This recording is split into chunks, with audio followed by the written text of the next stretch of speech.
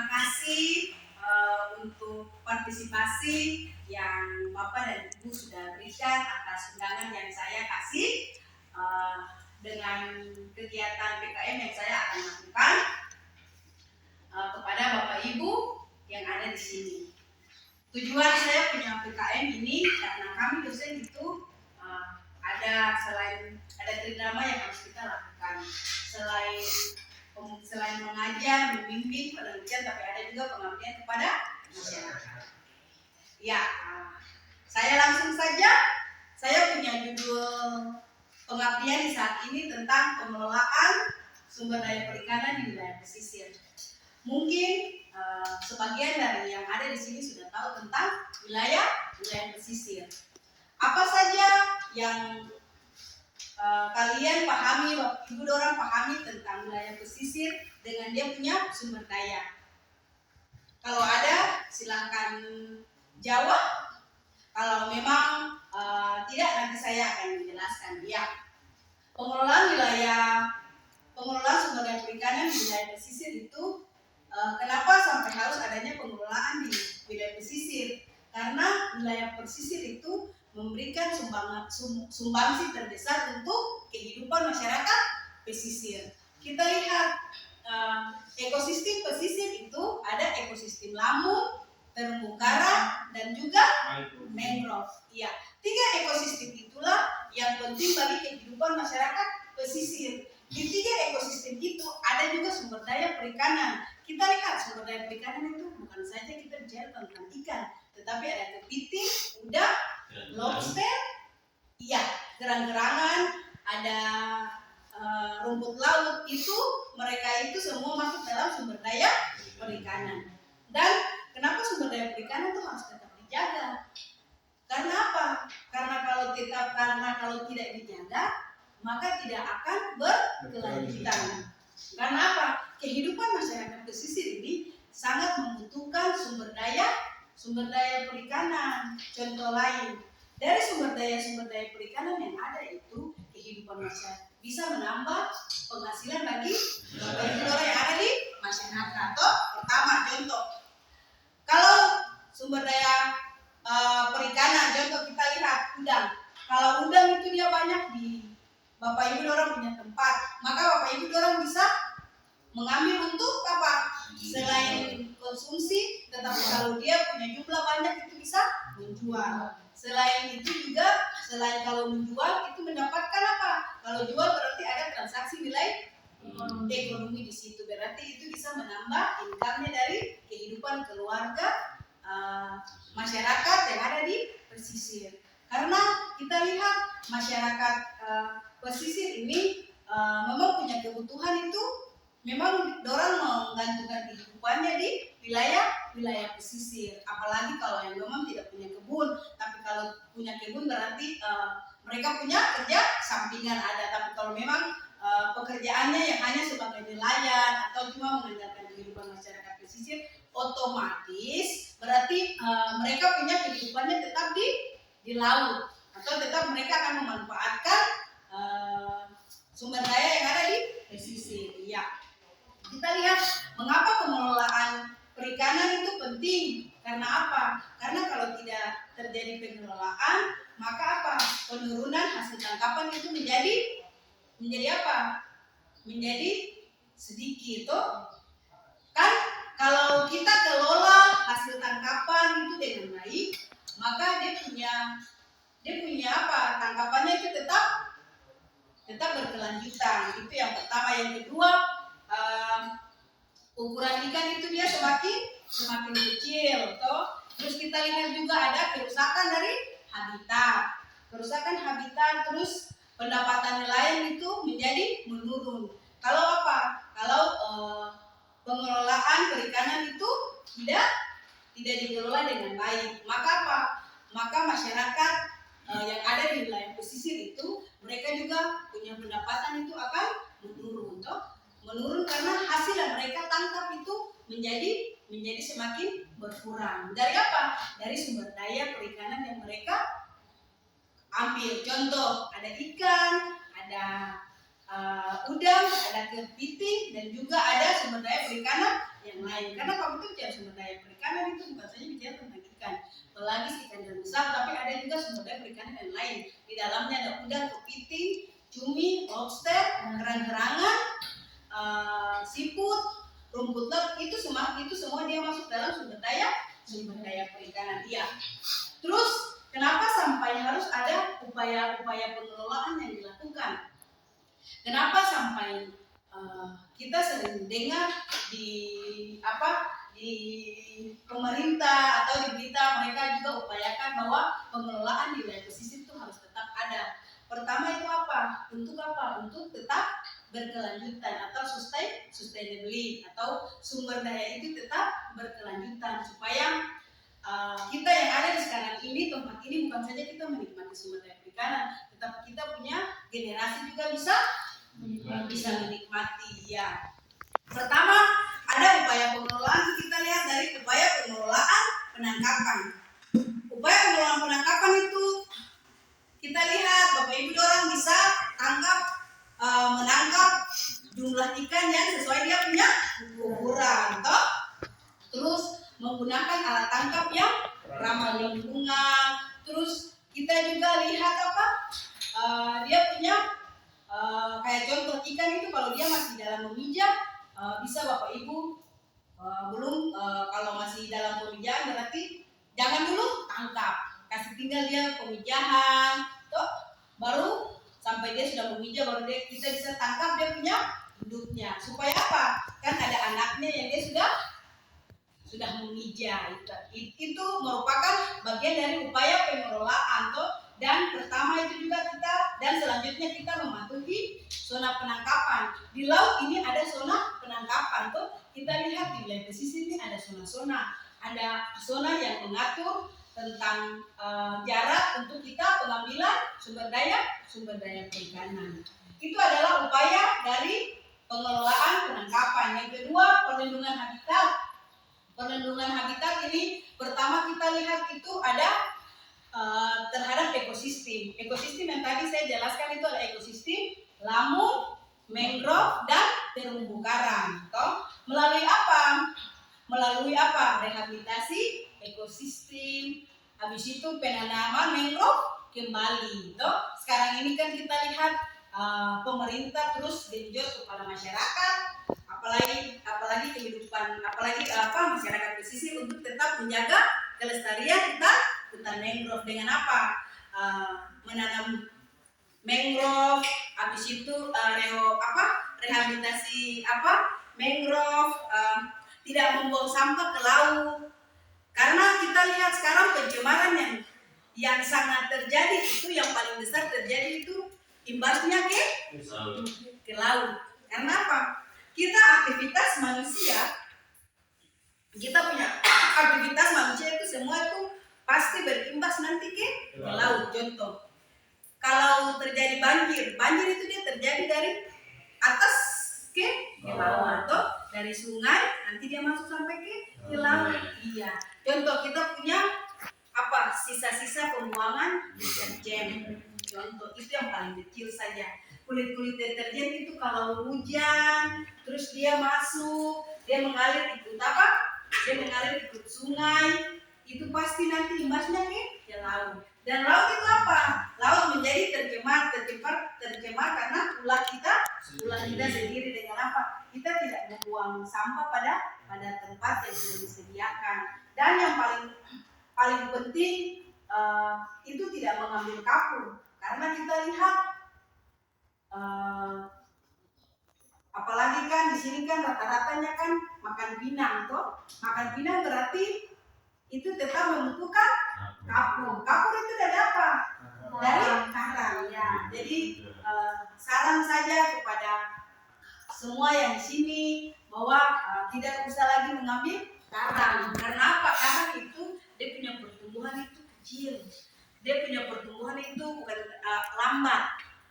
Dan dia membutuhkan waktu yang lama untuk dia bisa terjadi pertumbuhan. Jadi ya jangan mengambil karang bukan saja sebagai untuk kapur, tetapi kita lihat mengambil karang juga untuk pembuatan rumah dan sebagainya. Itu masuk dalam upaya pengelolaan, perlindungan kepada habitat. Ya. Yang berikut ada pengawasan bersama. Kenapa sampai saya harus jelaskan pengawasan bersama? Karena kalau tidak ada kerjasama dari Bapak Ibu dorang semua dan saya, maka Pak, kita punya sumber daya perikanan yang ada di wilayah pesisir kita ini mereka tidak akan dilaksanakan dengan baik. Berarti mesti adanya pengawasan bersama. Kita lihat pengawasan bersama itu ada kerjasama dengan kelompok nelayan. Terus ada juga perangkat desa. Perangkat desa itu penting. Karena apa? Karena Bapak Ibu dorang yang punya desa ini adalah kepala desa, yang punya warga ini kepala desa. Iya. Dan ada juga tokoh adat, dan juga yang berikut itu generasi muda. Kita juga harus memberikan bimbingan, memberikan ilmu juga kepada generasi muda, karena generasi muda itu menjadi tongkat estafet atau menjadi tongkat penerus untuk kita punya apa? Untuk kita punya keberlanjutan dari sumber daya itu sendiri. Kalau memang kita yang sudah tua, kita sudah lanjut usia, tidak bisa lagi mengelola, kita bisa itu kasih tanggung jawab kepada generasi yang muda atau seperti yang sekarang inilah. Jadi edukasi sangat penting bagi generasi muda tentang pengelolaan wilayah pesisir, supaya sumber daya perikanan yang ada di pesisir itu bukan saja kita menikmati, tetapi generasi juga selanjutnya bisa menikmati. Oke. Dan yang berikut itu kita lihat ada peran masyarakat. Kenapa sampai saya bilang peran masyarakat itu penting? Karena apa? Masyarakat yang lebih pahami dorang punya wilayah, dorang punya pesisir. Tidak mungkinlah orang dari luar akan memerintah Bapak Ibu dorang atau saudara dorang yang ada di sini untuk menguasai sumber daya perikanan yang Bapak Ibu dorang punya. Berarti peran masyarakat itu sangat penting. Dengan apa? Peran masyarakat itu dengan masyarakat tidak mencari ikan itu secara mencari ikan, tetapi harus melihat dia punya lestari. Dengan apa? Kalau ambil ikan tidak boleh menggunakan bom atau alat tangkap yang masih ramah lingkungan. Karena kalau ambil ikan dengan alat tangkap yang tidak ramah lingkungan, itu imbasnya bukan saja ke sumber daya perikanannya, tetapi wilayah pesisirnya itu juga menjadi tidak lestari, menjadi akhirnya rusak. Yang berikut ikut juga mengikuti ada aturan-aturan ada aturan-aturan desa yang harus dipatuhi, itu bisa dilihat bersama-sama. Karena apa? Aturan-aturan dari desa, walaupun desa itu merupakan tingkat kecil, tapi itu dia punya aturan. Itulah yang harus kita patuhi. Untuk apa? Untuk kita punya sumber daya perikanan di wilayah pesisir itu tetap terjaga. Dan yang terakhir itu tetap kita menjaga kebersihan pantai. Makanya sekarang ini juga pemerintah sering melakukan kegiatan-kegiatan atau dinas-dinas ada yang bekerja sama untuk membersihkan wilayah pantai. Dengan tujuannya itu apa? Itu ada peran masyarakat di dalamnya. Jadi bukan saja Bapak Ibu itu berarti bukan saja Bapak Ibu dorang ambil baru tidak punya hak untuk mengelola, untuk punya peran di dalam, tidak. Itu juga punya peran ada di dalam. Karena Bapak Ibu dorang yang lebih pahami, lebih tahu. Apalagi Bapak Ibu dorang di sini yang sering-sering melaut, yang sering-sering mengambil hasilnya, pasti tahu.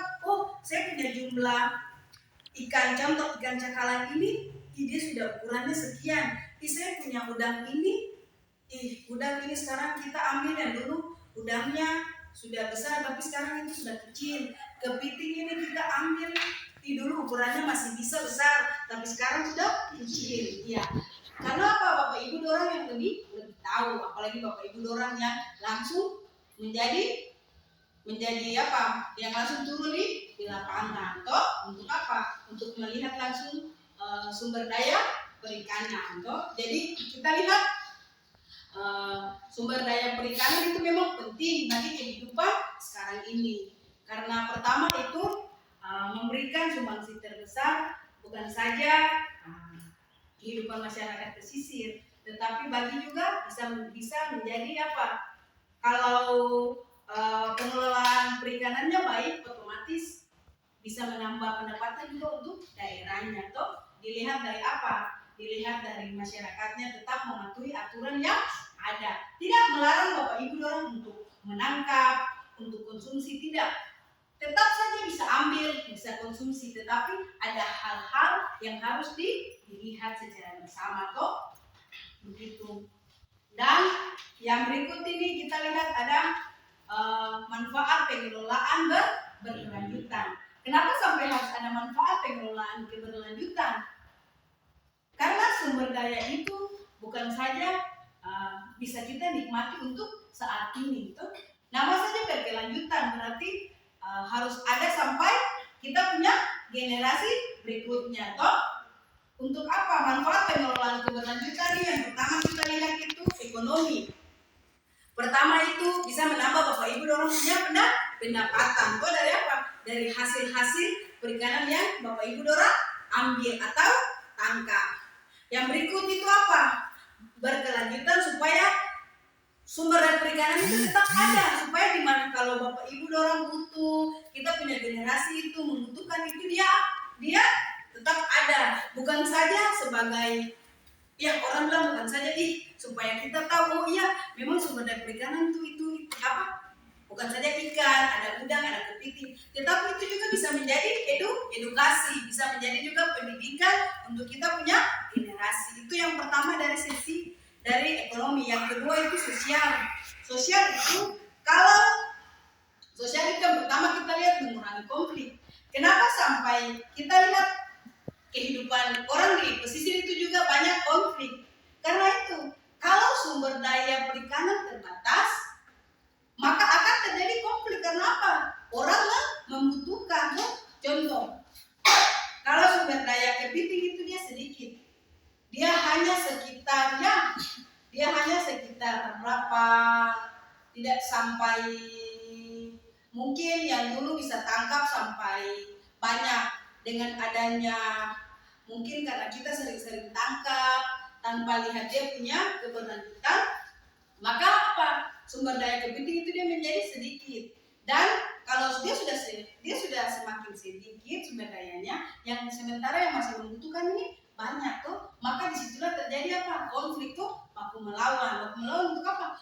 Cuma tagal untuk mau merebut sumber daya perikanan tuh, dalam hal ini kepiting. Yang kedua itu mengurangi, yang tadi itu kan dia masuk kategori mengurangi konflik. Yang berikut itu meningkatkan kerjasama dari masyarakat. Tuh. Kalau tidak terjadi konflik berarti itu kerjasama masyarakat itu baik. Tuh. Kalau orang konflik, kalau saya konflik dengan Bapak Ibu tidak mungkin saya bicara Bapak Ibu dorang dengar, karena sudah terjadi konflik. Toh, tapi kalau semua baik-baik, otomatis kerjasamanya juga akan tetap baik. Untuk apa? Untuk pengelolaan sumber daya perikanan. Dan yang berikut itu kita punya lingkungan. Karena apa? Lingkungan itu menjadi kita punya pusat kehidupan. Toh, bukan saja kita lihat biota sumber daya perikanan, tetapi kita manusia juga punya lingkungan kita harus perhatikan. Toh, seperti ekosistem tetap sehat, toh, dan juga keanekaragamannya tetap terjaga. Kenapa sampai ekosistemnya harus tetap terjaga? Kenapa sampai ekosistemnya harus tetap terjaga? Supaya apa? Supaya tetap berkelanjutan, tuh. Supaya apa yang kita mau sampaikan kepada kita punya generasi. Contoh, kalau kita punya anak-anak pengen lihat ikan cakalang, tapi saat di waktu mereka itu sudah tidak ada lagi ikan cakalang. Berarti apa yang harus kita buat? Kita tidak bisa lagi buat apa-apa karena apa? Ikan cakalang itu hanya kita yang tahu. Karena apa? Karena kita tidak ada pengelolaannya dengan baik. Karena kita tidak lestari, kita hanya mengambil tanpa kita melihat keberlanjutan toh. Jadi memang semua itu ada dia punya sangkut paut. Bukan saja kita menikmati sumber daya perikanan, tetapi kita juga harus melihat dia punya keberlanjutan toh. Yang berikut tadi itu kan upaya pengelolaan. Ya, kita lihat di sini nih ada peran masyarakat toh. Peran masyarakat itu juga penting. Karena apa? Kalau peran masyarakat itu terjadi di dalamnya, otomatis itu tidak ada konflik, terus tidak ada juga terjadi hal-hal yang tidak diinginkan toh. Sumber daya perikanan itu dia tetap terjaga, dia tetap lestari dengan baik toh. Terus ada juga kita lihat kalau ada kegiatan yang dari desa yang memang mengharuskan Bapak Ibu dorang tetap menjaga sumber daya perikanan pesisir itu tetap berkelanjutan. Ayo mari sama-sama kita wujudkan, sama-sama kita patuhi. Karena apa? Karena keberlanjutan itu bukan saja hanya kita punya, tetapi kita juga akan punya generasi untuk mereka juga bisa tahu bahwa memang saya punya sumber daya ini harus tetap dilestarikan. Supaya apa? Supaya kita juga bisa memberikan edukasi kepada mereka. Kita bisa memberikan edukasi kepada mereka bahwa saya punya orang tua ini, saya punya orang tua itu, mereka bisa apa? Saya punya orang tua tuh mereka bisa memberikan contoh kepada saya. Baik contoh, saya punya papa tuh dia bisa menjaga lingkungan perairan. Dia bisa mengelola sumber daya perikanan. Maka saya sebagai anak juga harus apa? Harus tetap menjaga juga lingkungan dan juga pengelolaan wilayah pesisir toh. Karena apa? Karena itu sudah menjadi keharusan yang harus memang kita lakukan sama-sama. Karena tanpa ada partisipasi dari Bapak Ibu dorang sebagai masyarakat pesisir atau kelompok nelayan tuh, maka itu tidak akan berjalan dengan baik. Karena kita sama-sama membutuhkan makan dan minum toh. Bapak Ibu dorang butuh makan ikan atau tidak? Butuh makan sumber daya perikanan atau tidak? Iya. Kita lihat Bapak Ibu dorang membutuhkan ekosistem pesisir kan tidak? Mangrove, lamun, terumbu karang. Ya, 3 ekosistem ini juga kita harus menjaga. Karena kalau satu rusak dari 3 ekosistem ini, maka apa? Maka contoh, kan lamun, mangrove, terumbu karang ini sama-sama mempunyai saling berkaitan satu dengan yang lain. Di lamun ada ikan, di mangrove ada ikan, di terumbu karang juga ada ikan. Contoh, kalau mangrove ini sudah terjadi penebangan secara besar-besaran, otomatis ikan yang ada di wilayah mangrove ini dia akan cari tempat yang nyaman untuk apa? Untuk dia melanjutkan dia punya kehidupan tuh. Sama juga dengan Bapak Ibu dan saya, kalau kita tinggal di lingkungan yang tidak nyaman, tidak aman, otomatis kita akan mencari tempat yang nyaman dan aman. Untuk apa? Untuk kita melanjutkan kita punya kehidupan toh. Jadi kita lihat 3 ekosistem ini juga penting. Karena 3 ekosistem pesisir, lamun, mangrove, terumbu karang itu masing-masing mempunyai peran dan memang mempunyai peran beda-beda. Tapi 3 ini mereka punya berkesinambungan. Kenapa? Karena kalau 3 ini tidak ada di pesisir, otomatis tidak ada sumber daya perikanan kok. Kenapa? Kita lihat kalau 3 ekosistem ini mangrove, lamun dan karang sudah tidak ada di pesisir, otomatis Bapak Ibu dorang mau pergi tangkap ikan untuk konsumsi saja, untuk makan saja di daerah lamun atau mangrove tidak bisa tuh. Berarti Bapak Ibu dong harus melaut yang agak jauh. Tapi kalau 3 ekosistem itu masih baik, masih bagus, otomatis masih bisa Bapak Ibu dorang untuk mau tangkap ikan lah, untuk konsumsi saja bisa langsung ke wilayah, bisa langsung ke ekosistem lamun atau mangrove toh. Karena kita lihat di wilayah mangrove, lamun terumbu karang ini juga ini memberikan sumbangsi terbesar juga buat apa? Buat perairan toh. Karena kalau 3 ekosistem ini masih stabil, masih subur, berarti sumber daya perikanan juga di situ masih masih subur. Contoh kita lihat, Bapak Ibu orang sering pernah lihat kan tidak bahwa ikan itu ada di mangrove, ada di lamun, ada di terumbu karang. Pernah lihat kan tidak? Nah, toh bukan ikan saja, sumber daya perikanan yang lain itu kan bukan saja ada di satu, tetapi mereka ada di selain ada di ekosistem mangrove, tapi ada juga di ekosistem lamun dan terumbu karang. Jadi tolonglah apa yang disampaikan, kegiatan-kegiatan dari pemerintah atau melalui undang-undang yang dikeluarkan pemerintah, baik daerah, pusat, pemerintah yang paling kecil toh di desa, tolong kita patuhi bersama-sama. Kenapa? Karena kalau kita tidak patuhi maka kita punya sumber daya perikanan ini tidak akan berkelanjutan toh. Karena Bapak Ibu lihat sekarang itu terjadi apa? Penangkapan secara berlebihan toh, atau ilegal, ilegal fishing. Orang tangkap tidak menggunakan ramah, orang tangkap itu tidak mengindahkan lagi ramah lingkungan. Tangkap itu dengan apa? Dengan alat tangkap yang memang langsung bom. Toh kita lihat kalau kita tangkap ikan atau kita ambil ikan itu dengan bom, bukan saja ikannya mati, tetapi terumbu karangnya itu juga mati gitu. Dan terumbu karang yang sudah mati itu untuk mau menghidupkan dia lagi itu sudah butuh waktu yang lama tuh. Contoh kita kalau punya luka pasti tetap ada bekas tuh. Sama juga dengannya kita punya terumbu karang.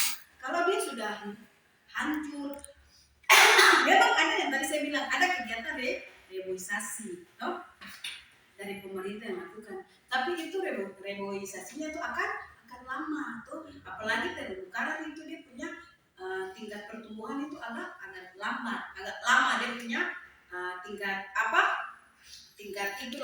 dia punya tingkat pertumbuhan. Dari tingkat pertumbuhan untuk terumbu karang itu agak lama. Jadi apa yang pemerintah sampaikan, perangkat desa, Bapak desa dia keluarkan, jangan buang sampah di laut. Karena kita lihat sekarang tuh Bapak Ibu, kita kalau jalan itu sampah itu tetap ada di mana-mana, bukan saja di darat, tapi sampah sekarang ini dia sudah di laut. Yang biasanya dia sampah harus ada di darat, tapi karena kita manusia, karena kita tidak menjaga kita punya lingkungan, otomatis sampah itu dia bisa ada di laut. Karena apa? Kita tidak menjaga kita punya lingkungan dengan baik. Jadi kalau ada peraturan tentang rajin membersihkan pantai itu, sekarang kita lihat juga pemerintah juga sudah genjot-genjotnya untuk sering membersihkan pantai itu, sering menanam mangrove.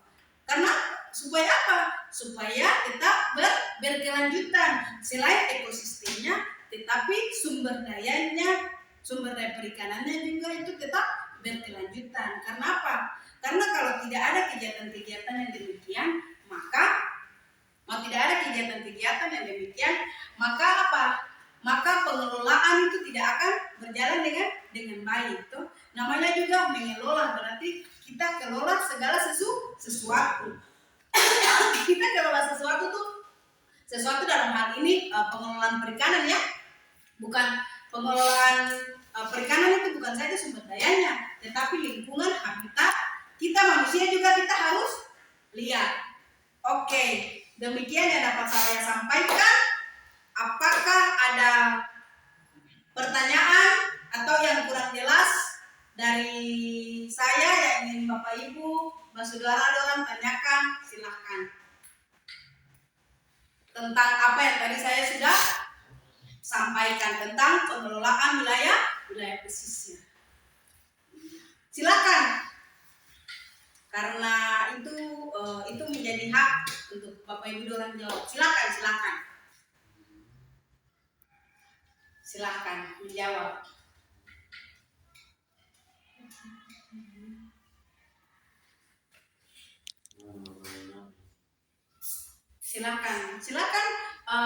Silakan Bapak Ibu dorang jauh memberikan pertanyaan sesuai dengan mungkin Bapak Ibu dorang masih rasa ganjal di sini. Silakan bertanya. Kami akan berdiskusi apa yang saya tahu saya sampaikan dan apa yang menjadi tujuan Bapak Ibu juga mungkin saya bisa sampaikan. Silakan tentang pengelolaan wilayah pesisir. Begitu.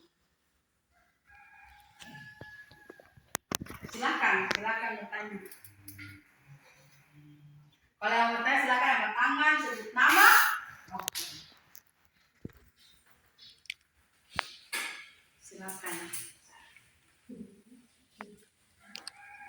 Silakan supaya tidak membuang-buang waktunya, silakan bertanya.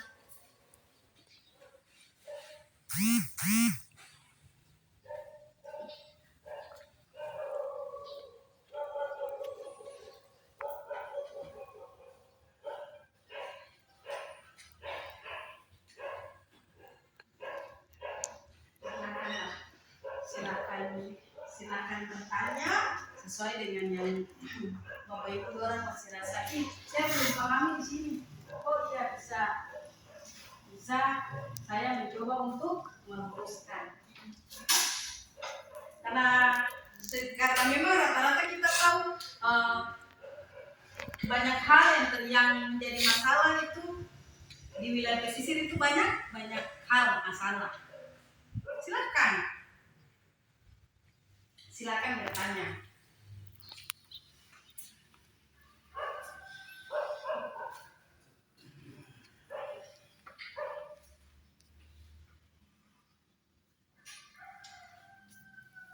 Silakan bertanya.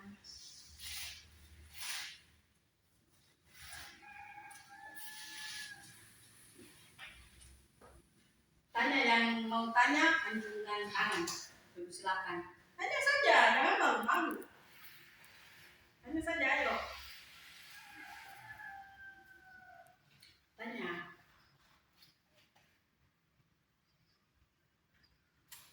Mungkin Bapak Sektor langsung saja ada yang ditanyakan karena memang dari tadi sudah ini, tapi langsung saja saya sebut nama. Silakan Bapak.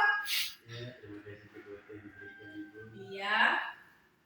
Saya mau bertanya cara pengelolaan sumber daya pesisir yang baik seperti ini. Oke, terima kasih Bapak. Pertanyaannya sangat bagus sekali. Iya, pengelolaan sumber daya perikanan yang baik itu kita lihat. Pertama kita tetap menjaga lingkungan. Dengan apa? Dengan tidak membuang sampah ke laut. Yang kedua, kita pengambilan sumber daya perikanan itu dengan alat tangkap yang ramah lingkungan. Contoh kalau kita tangkap ikan, kalau alat tangkap yang masih ramah lingkungan, otomatis dia akan mempunyai fungsi untuk tetap melindungi, bukan saja melindungi ekosistem perairan ikannya, tetapi ikannya juga tetap bisa berkelanjutan. Yang berikut itu tidak mengambil kapur, tidak mengambil terumbu karang untuk dijadikan kapur, karena kita lihat ikan itu juga kan ada di terumbu karang. Jadi harus tetap melestarikan dan juga Bapak tetap harus melestarikan 3 ekosistem pesisir itu. Mangrove, lamun, terumbu karang Bapak harus tetap jaga karena 3 ekosistem ini memberikan sumbangsi yang sangat besar. Bukan saja perairannya, tetapi sumber dayanya juga ada di dalam. Karena kita lihat kalau bicara sumber daya perikanan bukan saja ikan, tapi sumber daya perikanan ini menyeluruh. Bisa puas Bapak Septem? Iya. Oke. Yang lain Bapak Ibu yang lain lagi silakan. Ibu Ola ada yang mau ditanyakan? Silakan kita diskusi saja. Kita diskusi silakan. Oh iya, silakan. Nama siapa? Bisa perkenalkan nama? Iya. Oke, silakan Bapak Lenus. Tanya soal prinsip pengelolaan sumber daya perikanan ekosistem seperti apa? Prinsip pengelolaan sumber daya perikanan berbasis ekosistem. Oke, kalau berbasis ekosistem itu berarti kita lihat ekosistemnya. Seperti ekosistem mangrove, lamun, terumbu karang. Kenapa? Karena 3 ekosistem ini memberikan dampak yang luar biasa, memberikan dampak yang baik bagi apa? Kehidupan masyarakat.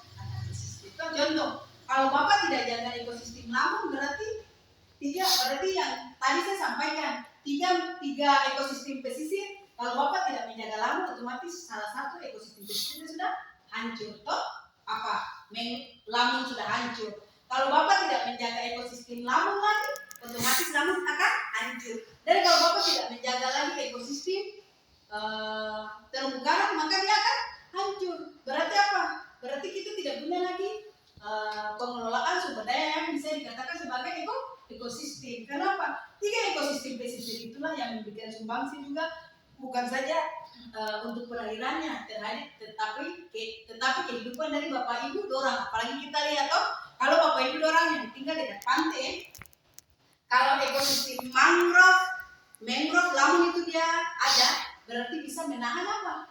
Ombak. Tidak terjadi abrasi pantai. Kalau air naik juga Bapak Ibu dorang rumah yang ada di dekat pantai ini, dia tidak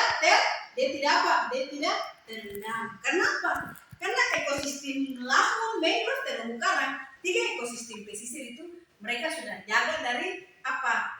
Mereka sudah jaga atau mereka sudah halangi ombak yang datang, sudah menghalangi terjadinya abrasi. Bisa Bapak? Oke, terima kasih. Ada lagi? Mungkin satu sebagai penutup kita, silakan. Iya. Silakan Ibu perkenalkan nama.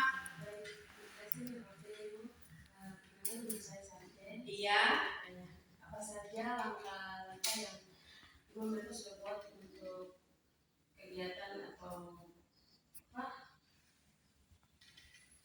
menghasilkan pengelolaan. Oke, langkah-langkah apa saja. Oke, terima kasih Ibu. Pertanyaannya saya akan menjawab langkah-langkah yang sudah dibuat, karena kami dari akademisi pasti kami akan membuat apa? Kami akan membuat sosialisasi terhadap apa? Terhadap Bapak Ibu dorang yang ada di terlebih khusus yang ada di pesisir. Sebelumnya itu kami akan mengirim surat kepada kepala desa atau kepala kampung atau lurah atau perangkat desa yang ada di situ untuk kita akan menyampaikan apa yang menjadi kebutuhan. Setelah surat sudah di fix oleh pemerintah setempat, maka kita akan atur waktu untuk menyampaikan sosialisasi. Itu adalah bukti dari dengan adanya sosialisasi itu memberikan pendidikan, bukan saja pendidikan tetapi memberikan menambah wawasan bagi kehidupan masyarakat pesisir. Dan bukan saja sosialisasi, tapi kita bisa langsung turun buat aksi. Seperti contoh mungkin dengan kegiatan sosialisasi itu langsung kita atur waktu dengan masyarakat bahwa kita tanggal berapa kita bisa melakukan penanaman mangrove atau tanggal berapa kita akan melakukan penanaman ekosistem lamun. Itu adalah cara-cara yang kita sudah lakukan dari pihak akademisi. Sudah? Ibu sudah puas? Oke, terima kasih. Ada lagi yang mau bertanya? Ada lagi? Kalau tidak ada, saya punya pengabdian di saat ini. Terima kasih Bapak Ibu. Apa yang saya sampaikan sudah bisa Bapak Ibu dorang sudah bisa dengar, sudah bisa juga memberikan masukan, pertanyaan untuk saya. Semoga apa yang saya sampaikan ini juga menjadi edukasi buat Bapak Ibu untuk pengelolaan wilayah pesisir secara berkelanjutan. Oke, terima kasih.